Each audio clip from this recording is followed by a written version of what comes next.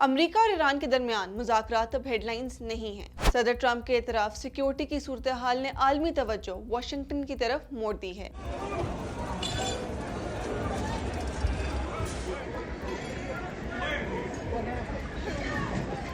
لیکن کیا گزشتہ رات جو ہوا وہ ایک غیر معمولی واقعہ تھا؟ جواب ہے نہیں۔ اس بارے میں تاریخ کیا کہتی ہے؟ امریکی تاریخ میں 4 صدر قتل ہو چکے ہیں، جبکہ کئی دیگر صدور قاتلانہ حملوں کا سامنا کر چکے ہیں۔ 2024 میں ڈونلڈ ٹرمپ ایک ریلی میں قاتلانہ حملے میں بال بال بچے جب گولی ان کے کان کو چھو کر گزر گئی۔ 1981 میں رونلڈ ریگن کو واشنگٹن میں ایک ہوٹل کے باہر گولی ماری گئی لیکن وہ بچ گئے۔ 1975 میں جیرلڈ فورڈ پر صرف چند ہفتوں کے فرق سے 2 قاتلانہ حملے ہوئے اور وہ دونوں میں بچ گئے۔